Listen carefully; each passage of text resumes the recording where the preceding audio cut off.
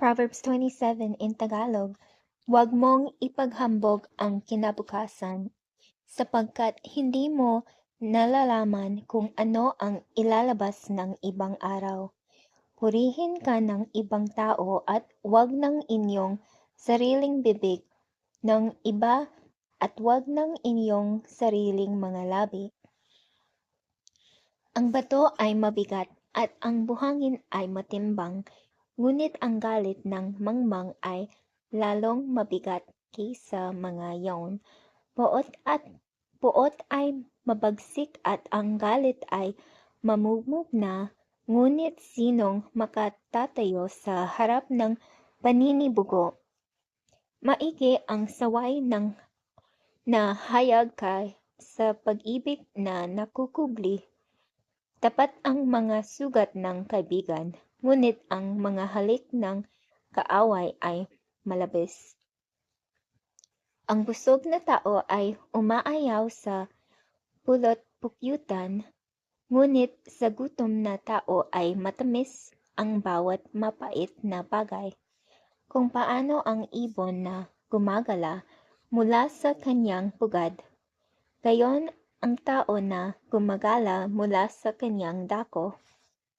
Ang ungwento at pabango ay nagpapagalak ng puso, gayon ang katamisan ng kaibigan ng tao na nagbubuhat sa maiging payo.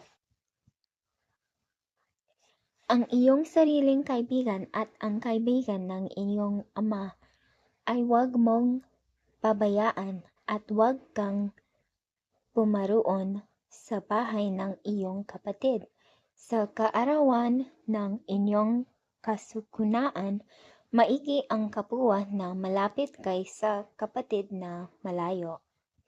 Anak ko, ikaw ay magpakadunong at iyong pasayahin ang aking puso upang aking masagot siya na tumutuya sa akin. Ang taong mabait ay nakakakita ng kasamaan at nagkukubli, ngunit dinadaanan ng musmos at naghihirap. Kunin mo ang kanyang kasuotan na nananagot sa di kilala at tanggapan mo siya ng sanla na nananagot sa babaeng di kilala. Siyang nagpapala sa kanyang kaibigan ng malakas na tinig, na bumabangong maaga sa kinaumagahan, mabibilang na sumpa sa kanya. Laging tulo sa araw na maulan at ang babaeng palatalo ay magkahalintulad. Ang magibig pumigil sa kanya ay pumipigil sa hangin, at ang kanyang kanan ay nakakasumpong ng langis. Ang bakal ay nagpapatalas sa bakal. Ngayon, ang tao ay nagpapatalas sa mukha ng kanyang kaibigan. Ang nag-iingat ng puno ng higos ay kakain ng bunga niyon, at ang naghihintay sa kanyang Panginoon ay pararanggalin. Kung paanong sa tubig ang muka ay sumasagot sa muka, gayon ang puso ng tao sa tao. Ang siyol at ang kapahamakan ay hindi nasisiyahan kailanman, at ang mga mata ng tao ay hindi nasisiyahan kailanman. Ang sangangan ay sa pilak at ang hurno ay sa ginto, at ang tao ay nasusubok sa pamamagitan ng kanyang pagpuri. Bagaman iyong piitin ang mangmang sa isang piitan na kasama ng pangbayo sa mga bayong trigo, gayon mi hindi hihiwalay ang kanyang kamangmangan sa kanya.